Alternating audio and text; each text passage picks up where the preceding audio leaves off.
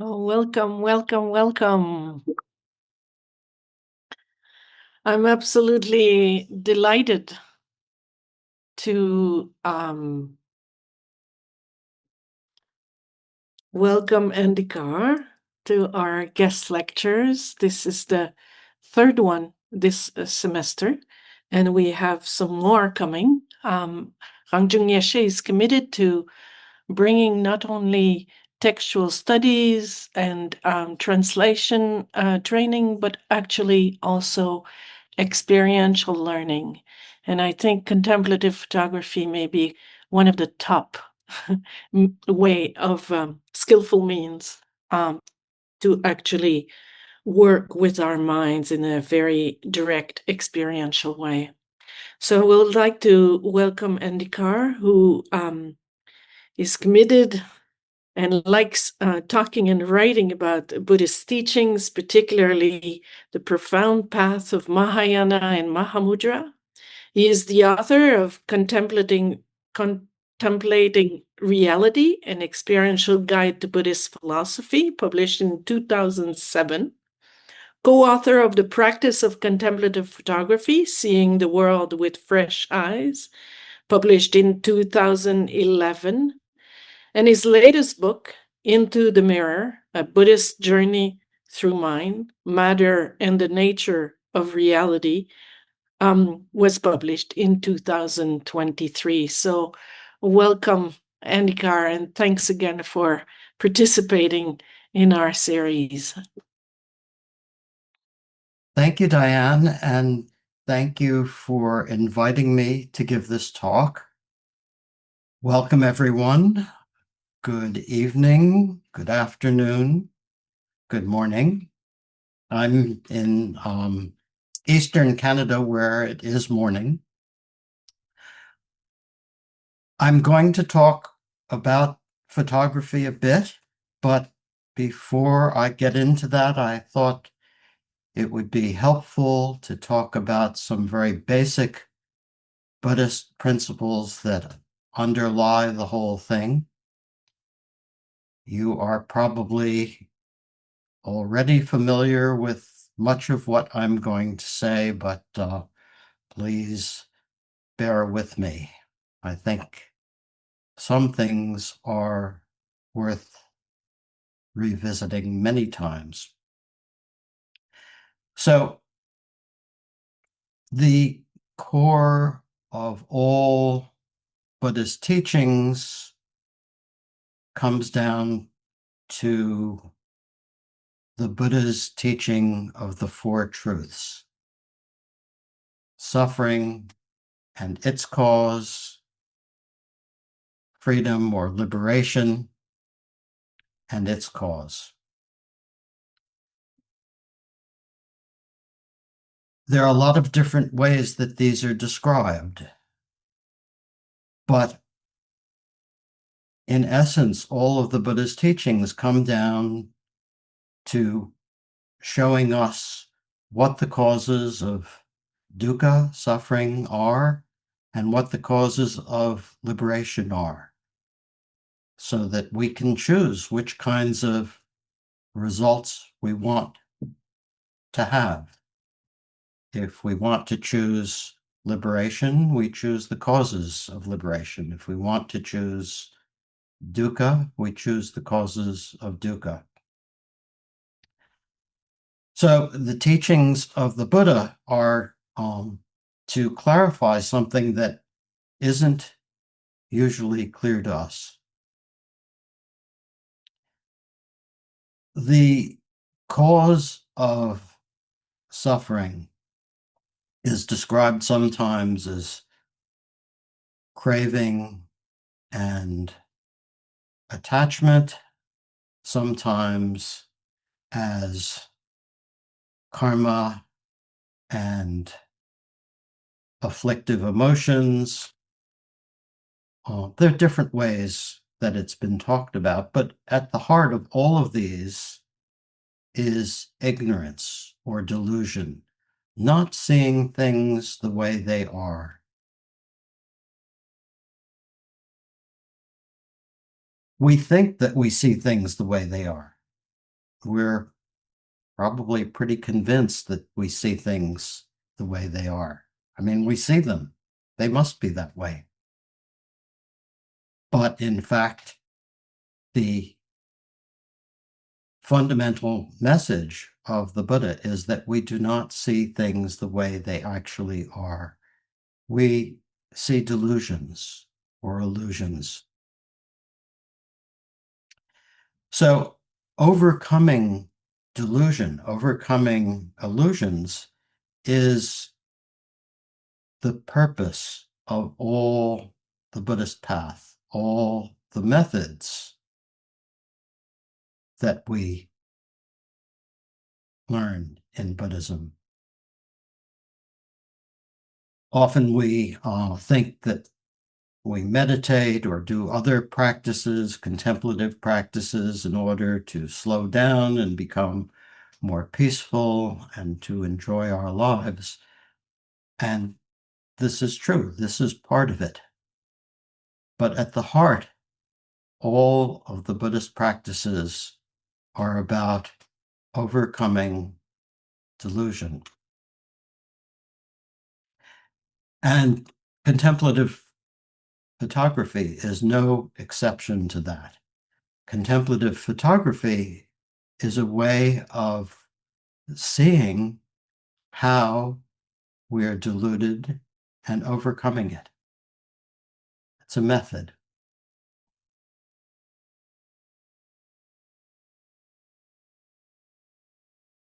So delusion has two aspects. I think mostly we notice the aspect of seeing what is not there. So, for example, we talk about mirages, and a mirage is seeing water where there isn't any water. That's a delusion. It's a mistaken perception. Less noticeable, but equally important, is not seeing what is there. Again, using the example of a mirage, what is there is the hot sand. So we see water where there is none, and we don't see the hot sand where there is hot sand. So it's this dual aspect of delusion, seeing what's not there, not seeing what is there. You may be jumping ahead to connect this up with photography, which is all about seeing what is there instead of seeing what's not there. But we'll get to that.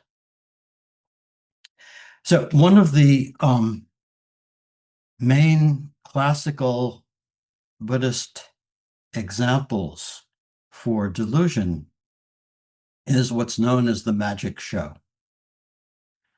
And this example involves a magician gathering some stones and sticks and saying a mantra or a spell of some sort over these, and the audience seeing elephants and horses and palaces and so on.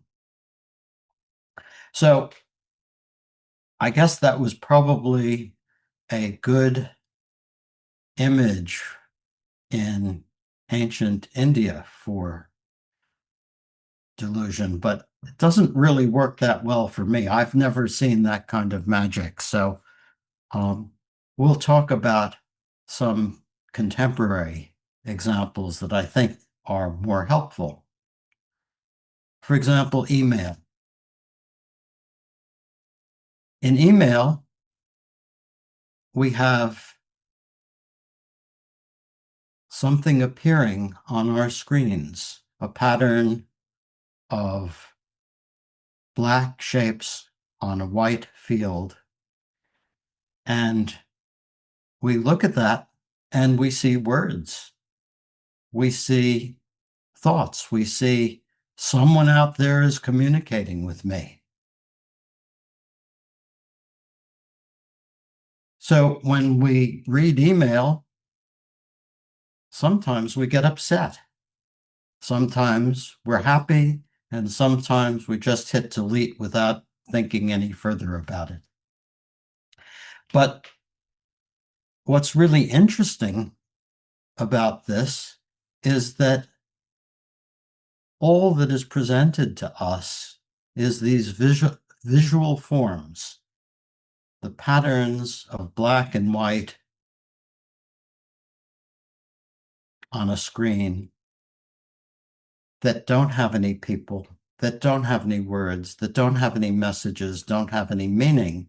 And yet we experience emotions, we experience images of people, perhaps very vague images.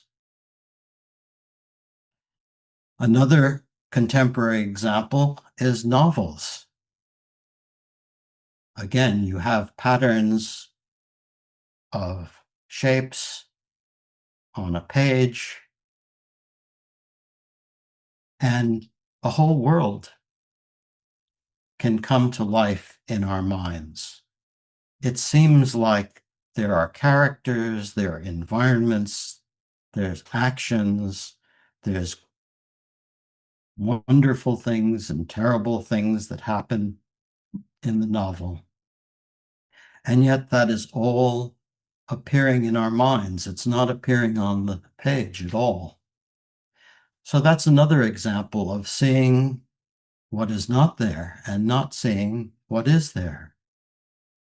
So when you're reading an email or a novel, you're not generally aware of the shapes, of the patterns, of the letters, but you are aware of the, quote, content, the content that is only appearing in your mind.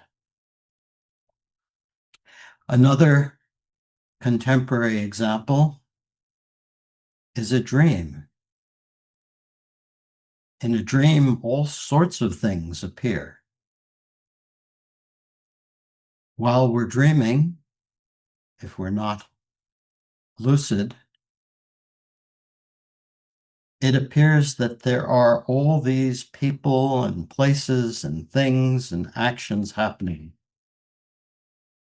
When we wake up, we realize it was just mental phenomena. There was no one there. Really good example of seeing what's not there and not seeing what is there. So these are kind of neutral examples in the sense that they don't have a lot of emotional punch to them.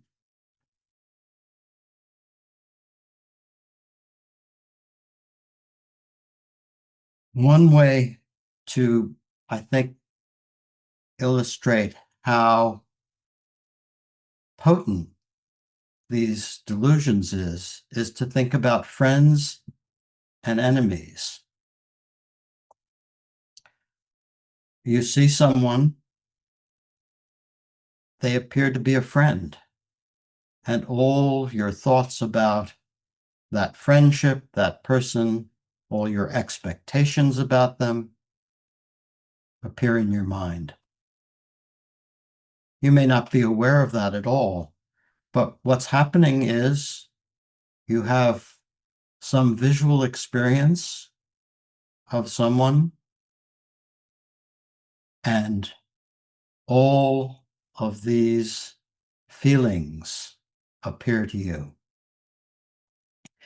If you have someone that you're angry with, that's an enemy, the visible appearance occurs, and all these feelings appear in your mind. Seeing what's not there, not seeing what is there.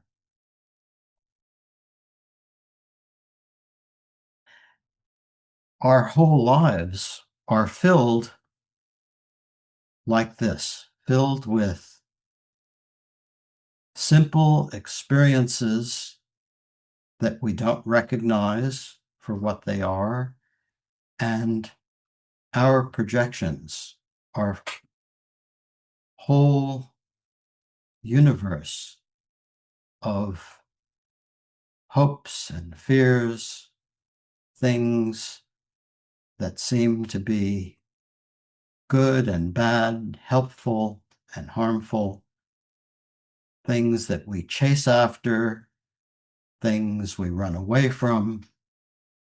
We have these karmic chain reactions in which something appears in our mind, our thoughts proliferate, we have rumination about it, it goes on, and yet it's all merely appearing in our minds. The practice of meditation, a sitting practice of meditation, is very useful to begin to see how, in the course of 10 minutes, where nothing is going on, our whole world appears to us. All sorts of problems, solutions, hopes, fears, idle imagination of all kinds. You're sitting there, nothing particularly happening, and yet it seems like in front of you, this whole narrative is unfolding. So that's kind of the basic outline that I wanted to present of what the purpose of this contemplative photography is, because the point is we can see what is there and not see what isn't there. But that's pretty difficult. We're usually pretty wrapped up in what isn't there, pretty wrapped up in our version of the world, our version of reality. The camera, whether it's in a phone or it's a standalone photographic device, is not able to see what appears in your mind.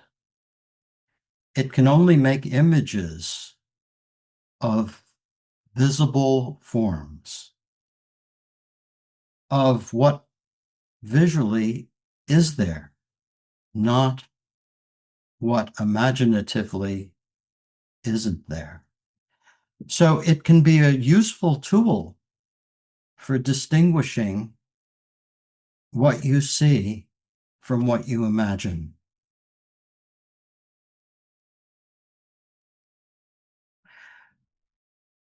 The practice works with learning to recognize those moments of perception which naturally occur to us before we cover them over with our projections. We have this natural ability to see without the overlays, without the superimpositions of all our projections. But it tends to pass very quickly, and we tend not to notice it. So this practice gives us opportunities to really connect with just simple seeing. And we come to realize as we do this practice that the difference between a vibrant image and a snapshot is the difference between seeing and trying to photograph your projections. So rather than talk too much about this, I'd like to show you some slides, some images that I've taken, and after that, talk a little bit more about the actual practice, and then we can have a discussion. So I'm going to share my screen now. Hopefully I'll share the right one and show you some contemplative photography images.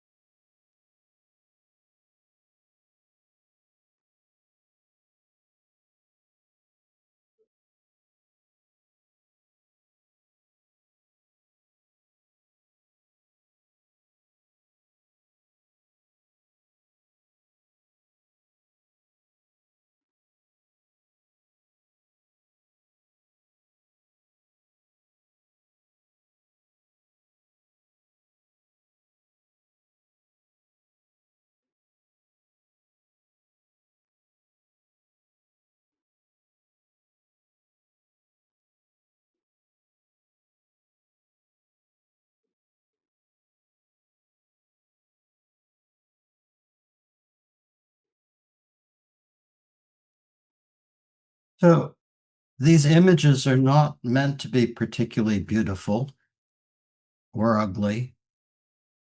They're just meant to show some fresh perceptions based on clear seeing. This practice is one that I'm not going to really be able to go into the details of it, but you can read about it in the Practice of Contemplative Photography if you're interested in pursuing it. But the basic principle is that when we go out to take pictures, when we deliberately go out to take pictures, we have a lot of expectations, a lot of things, maybe subtle hopes and fears about seeing something cool or beautiful or interesting or whatever. We have expectations about making good pictures, good images, images that we'd be proud to show people, or just for ourselves. So we have a lot going on other than just looking and seeing. So the practice is very much about working with the gaps in all these mental processes, the natural gaps where, for a moment perhaps, something visual just comes through and we see clearly. And then rather than immediately going to, oh, wow, I could make a photograph of this. This would be cool. This would be really beautiful, or whatever. We just stop, drop it, and look further. And then rather than trying to improve what we've seen in any way, we just try to form the equivalent, the photographic equivalent of what we've seen. So the whole process is very simple, but not easy. And the process works with our natural facilities of mind, our natural wakefulness and intelligence that comes through when we're not completely wrapped up in our projections. So I think that's pretty much all I wanted to say to begin a discussion. If you have any comments or questions, please use the raise hand tool at the bottom of your Zoom screen and we can talk. So thank you for being here. If you have any questions or comments, now's the time.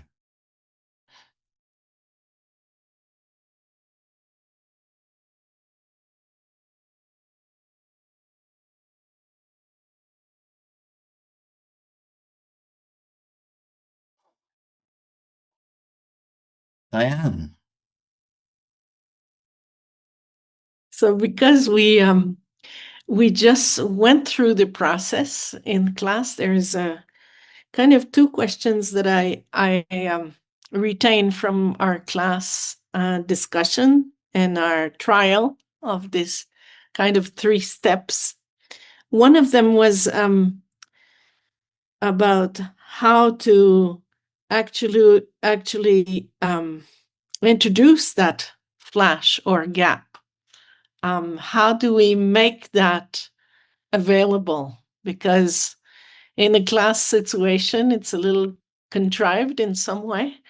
And then suddenly, like using closed eyes and then opening and seeing. I know that this is one way, but maybe you could help us with some of us were able to kind of catch what that gap was, but I think some of us had a difficult time. So that would be one question. And the next question, and I think I have different thoughts about that, but the idea that one develops this freshness, true perception or clear perception, can be overwhelming if suddenly we are touched by our world so directly that sometimes it can be overwhelming. So I don't know if you want to address this particular question too. Great. Thank you, Diane. So the first question, how do you, I would say, tune into flashes of perception rather than produce them? You can't produce them. But the key point is intention. You need to cultivate the intention to recognize them. Recently, I've been working on my intention to recognize my dreams. I'm not very good at lucid dreaming. In fact, I'm terrible at it. And Mingyur Rinpoche gave a really great presentation of it over the holidays. And so I was inspired by that. And really, what he pointed to again and again is it's your intention. You cultivate your intention to recognize your dreams. And in this practice, you cultivate the intention to recognize the moments where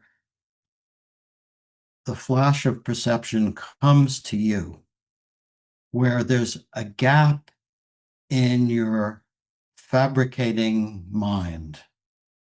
Our normal fabricating mind seems like it's continuous, but it actually has gaps that we don't notice.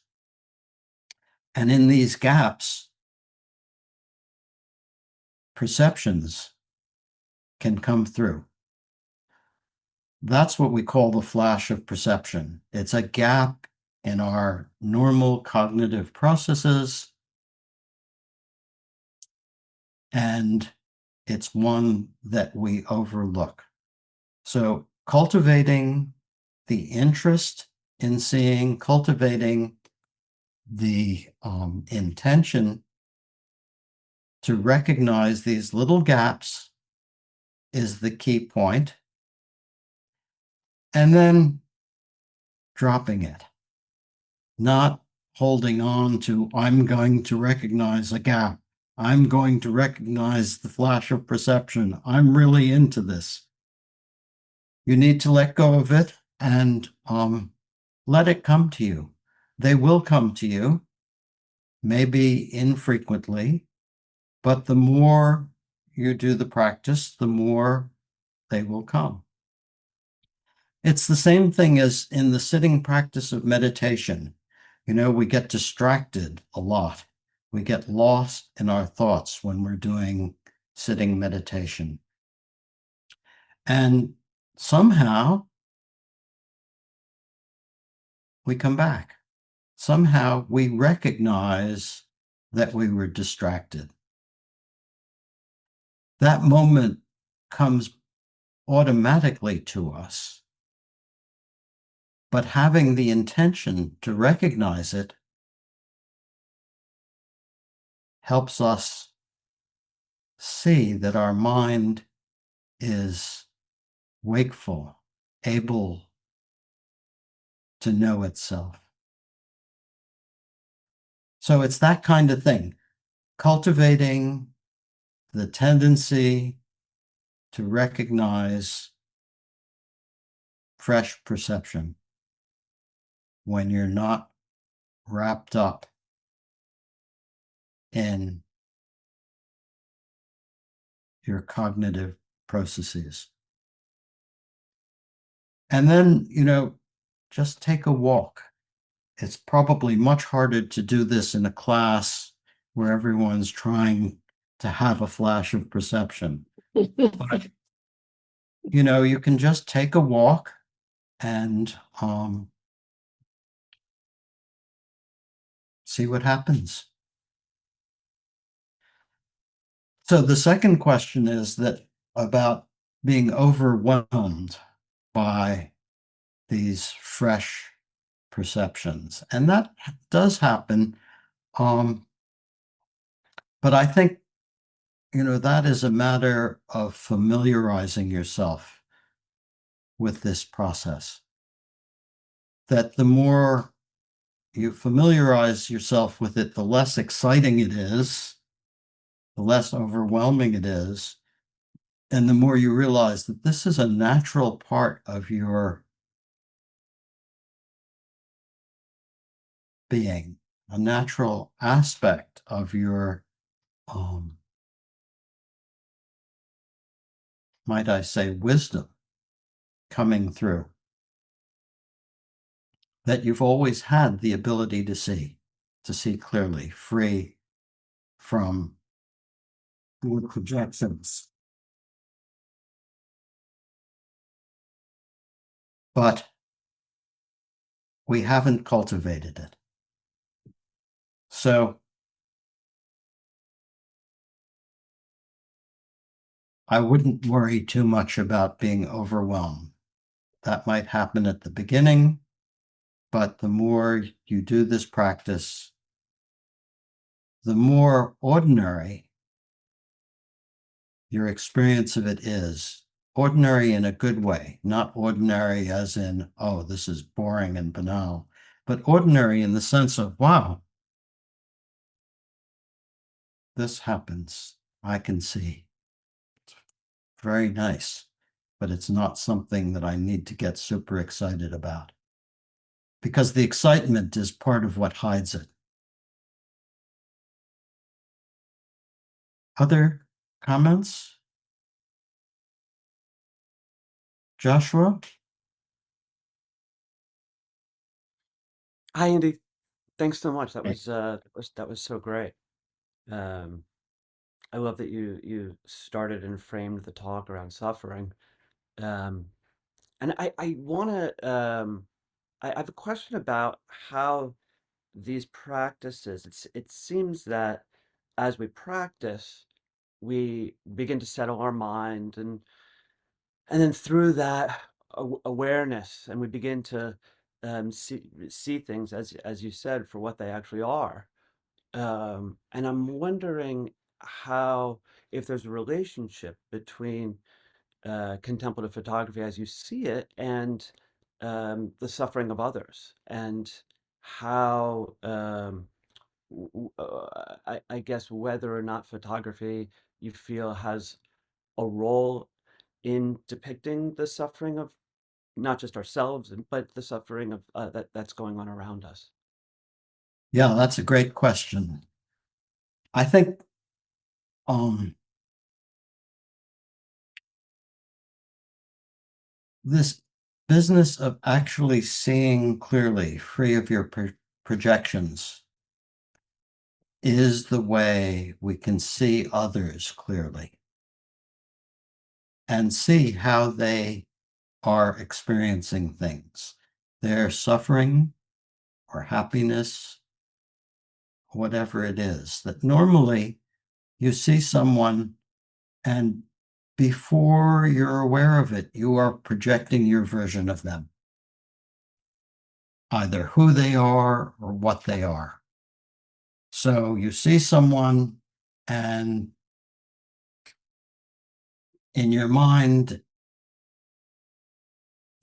they're a friend, they're an enemy, they're a good person, they're a bad person, they're a beggar, they're a teacher, blah, blah, blah. That happens so quickly that we don't see them very clearly. We don't, you know, you recognize a friend from a distance on the street, and you don't really see what they're wearing or how they are that day or whatever. You just say, oh, there's my friend, so and so. And you don't have to even look at them. I have a story that I like to tell about a very good friend This happened a while ago, quite a while ago. But I have a friend who had a mustache, and we shared a cottage in the country. And so we're pretty close. And I saw him quite a bit. And at one point, he shaved the mustache off. And I saw him several times in the week that followed. And finally, he said to me, "Do you notice anything different?"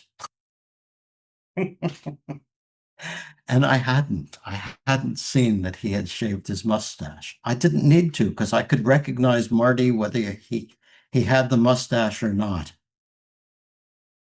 And that was a great example of how, for me at least, how you don't actually see things as they are.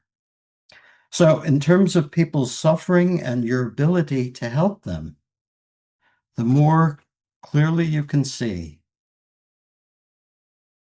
who they are, how they are, what they are going through, the more accurately you can respond to them and perhaps be helpful. Thank you. You're welcome. Mohan.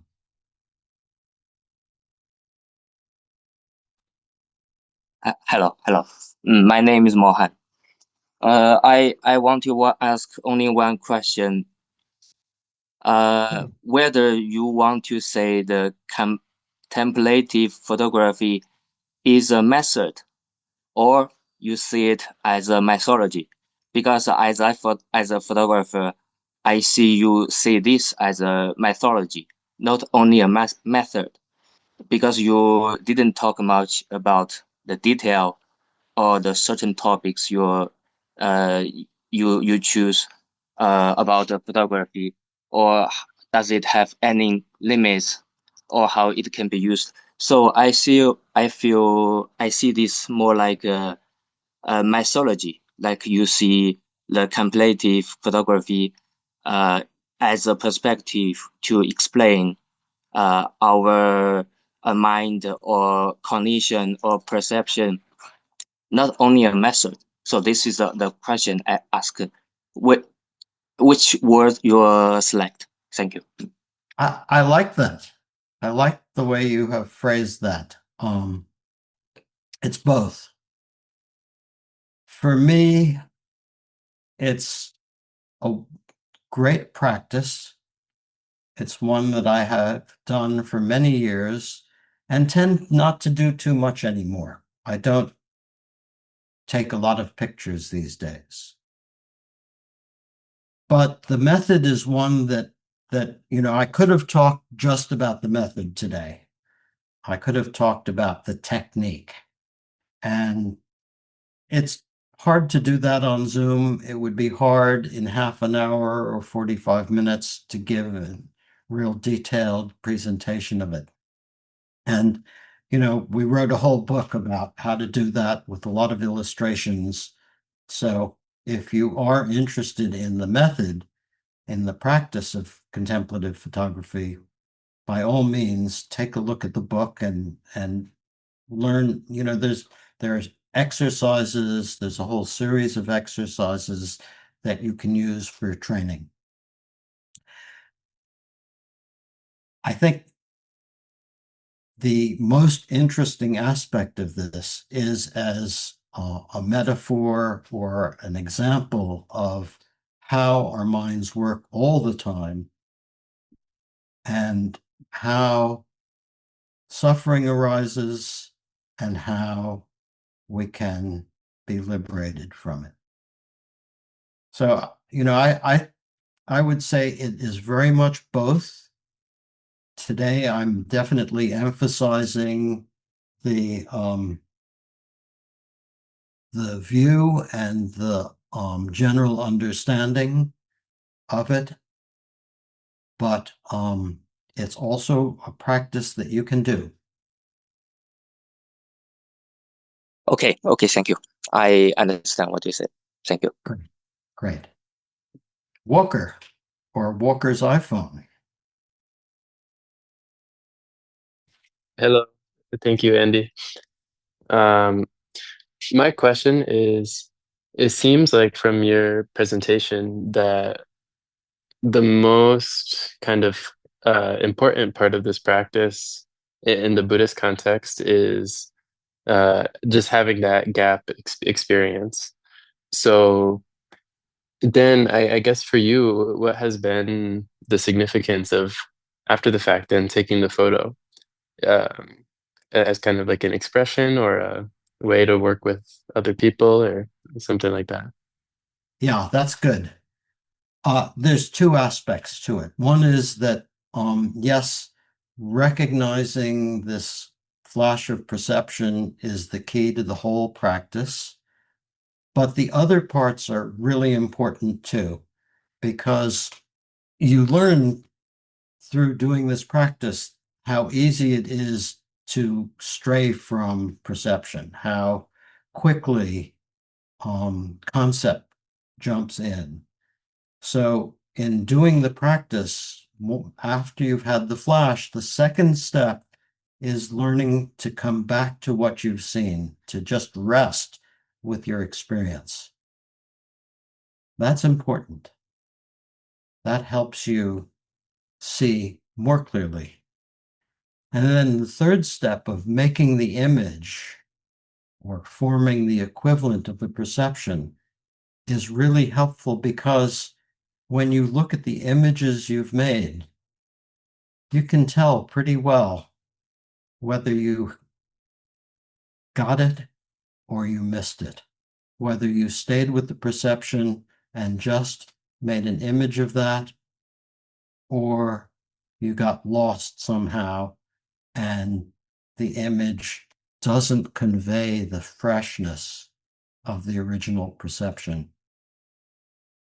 So the whole practice is important for deepening our experience of seeing clearly. The other part is that when you make an image of a clear perception, it can communicate something to someone else about fresh seeing. Hopefully, the slideshow that I presented to you communicated something to you about fresh seeing. And so being able to express what is fundamentally inexpressible through photography is really valuable. So it's both of those.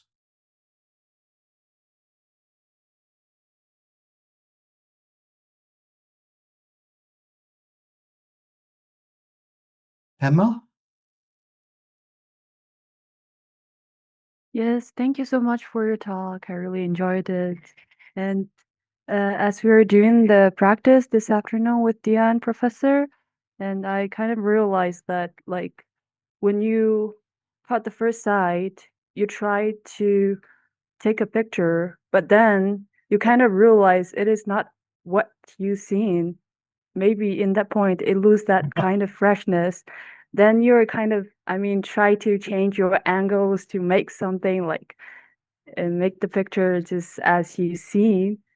Do you think it's a kind of aggression that you put a lot of your projections, or it's just like trying to do like what we are seeing to make that freshness come out?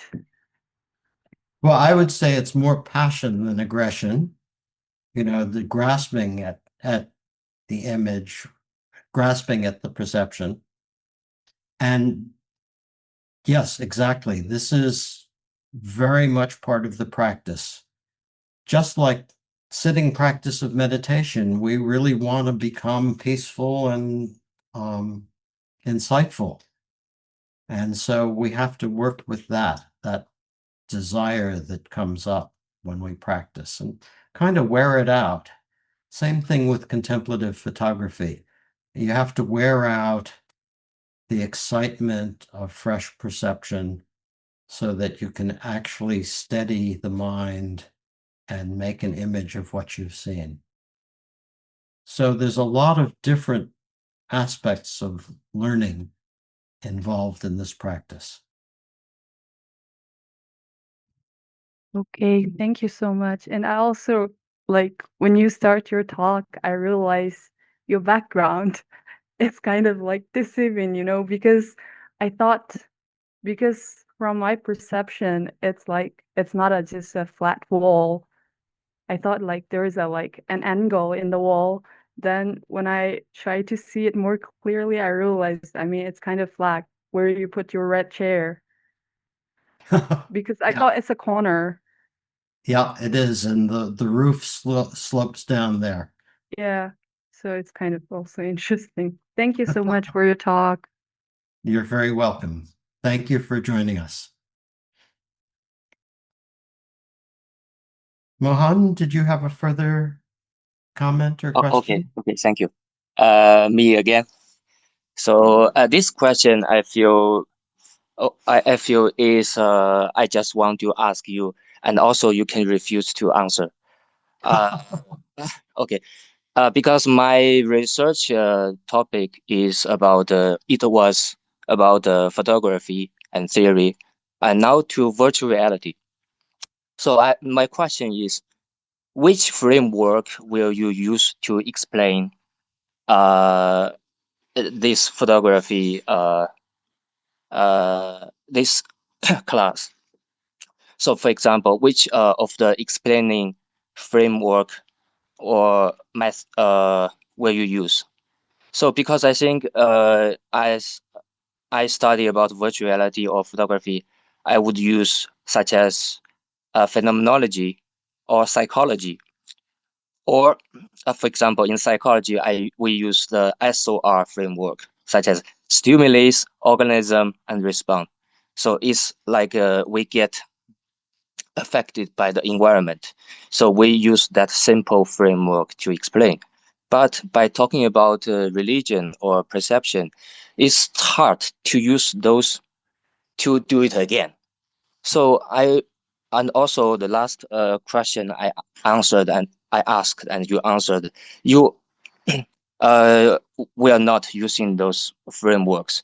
So did you find new frameworks, or you are constructing new frameworks for this lesson? Thank you.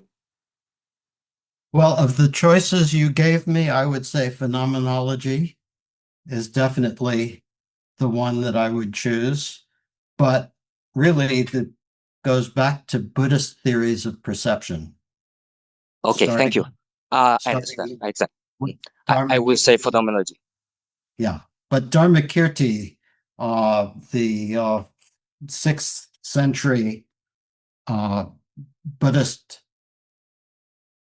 philosopher, I would say, in India, presented a very extensive set of teachings on perception and conception that to this day are studied by Buddhists interested in the theory of perception. So that's the framework that I was taught by the teacher that Diane and I both studied with, Khenpo Tsultrim Gyamtse Rinpoche. And that's the framework that guides me in my practice. Okay, thank you. I understand. I understand. Great. Thank you. So, Andy, there are two questions on the chat. Yeah. So, one of them is could you please say more about the second step, the pause?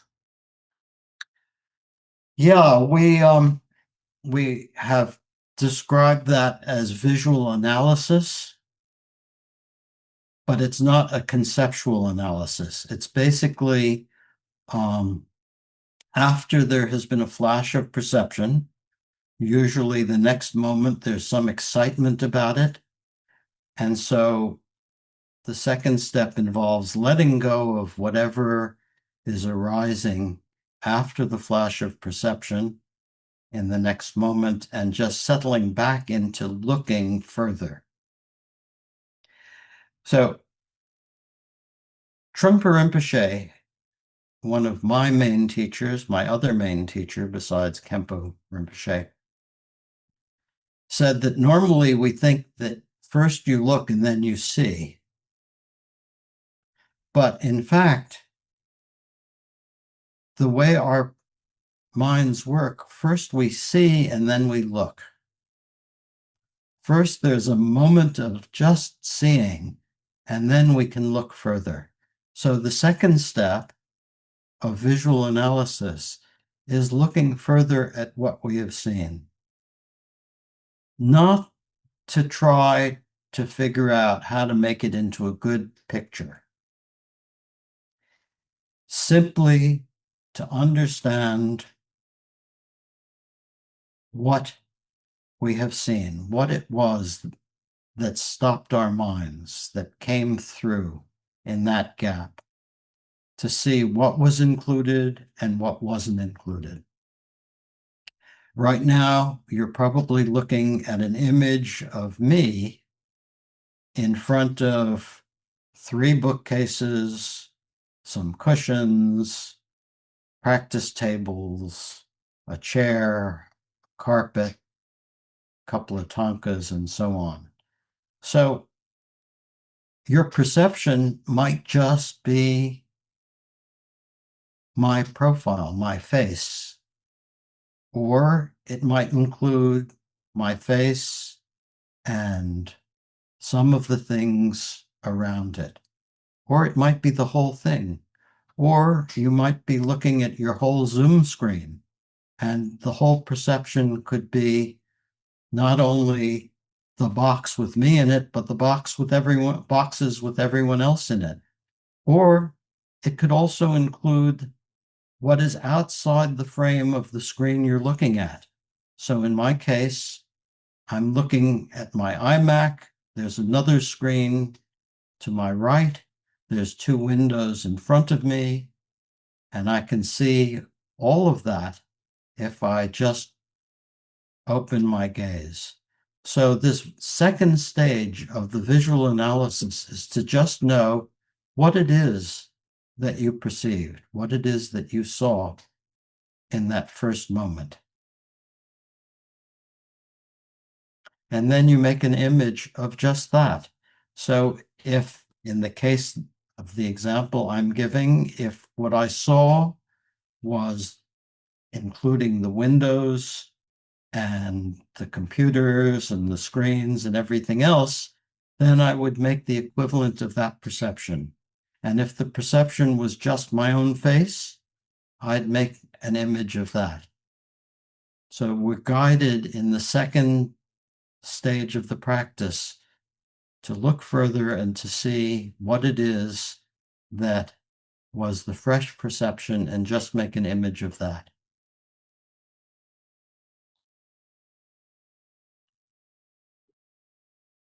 So then the question continues. I think you answered the first part.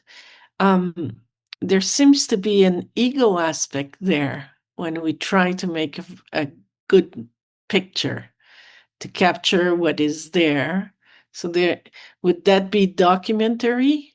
So Catherine has a question about aesthetic and reality that she cannot quite articulate.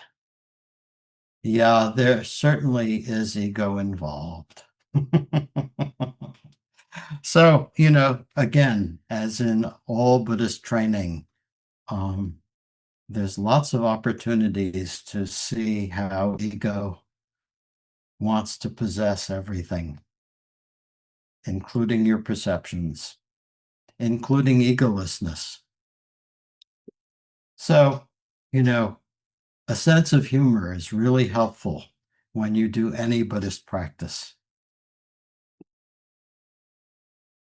So the aesthetics, there are different approaches to aesthetics, especially in photography. Sometimes photographers emphasize craft, sometimes they emphasize subject matter, sometimes they emphasize imagination. and sometimes they emphasize perception. And in this practice, we emphasize just perception, the freshness of perception. Doesn't mean that other types of photography are not equally valid, but in terms of our Buddhist approach to things, working with fresh perception is what we're most interested in, because that's where we see how delusion works and how we can free ourselves from delusion. Thank you. So two related questions now, one from Rachel and one from Carolyn. So the first one from Rachel, even as we practice to discover this gap, do the images we capture simultaneously manifest our present state of mind? I don't think so. You know, the thing about photography is that the images only capture what is visual, what is form, to use technical Buddhist language. So our state of mind isn't photographable. Now, in the sense that when we make a really accurate image of a fresh perception, yes, it can communicate our state of mind, because that state of mind is freshness, and a fresh image will communicate that. When it doesn't communicate that, usually it just doesn't communicate much of anything, except somebody had an idea that this would be worth taking a picture of. You know, you have lots of pictures that people take of their friends or their food or whatever it is, and it's not because it was a fresh perception. It's because, oh, they're my friends. Oh, this was a beautiful meal. Oh, whatever. And the intention there is just to take a picture of something you have a concept about. It's a different intention. And so the next question, which I think you almost answered there, but it's interesting to say it again. So building on Catherine's question and to some extent to Walter's question, when we show the picture to another person, can they still perceive the freshness? Sorry, could you repeat that? My phone went off.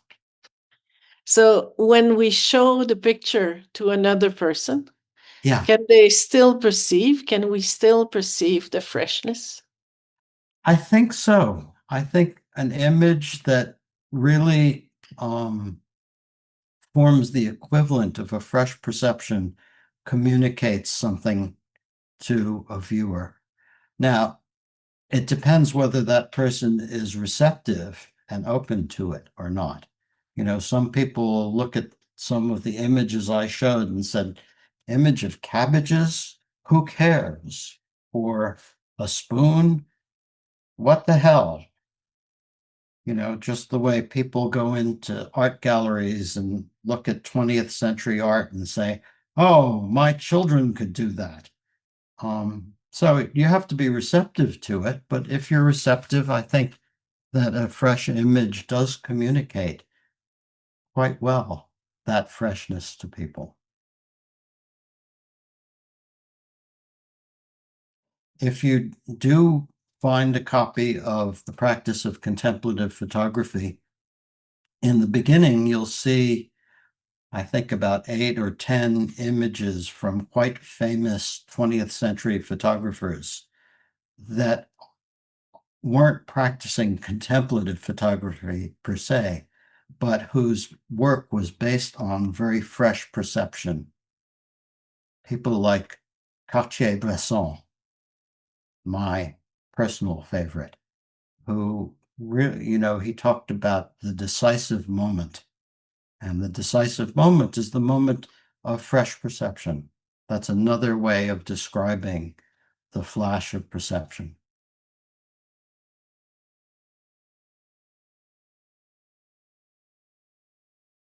Wonderful. We actually are sharing that book Great. in class. So we're looking at some of your pictures, and that book is available. So now that we're coming to a close, would you, unless there are questions or comments, now this is the last time you can ask your question. Raise your hand.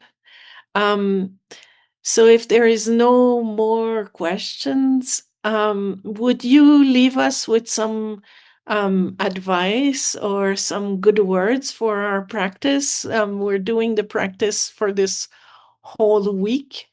And so if you have some words of advice, it would really help us further our practice.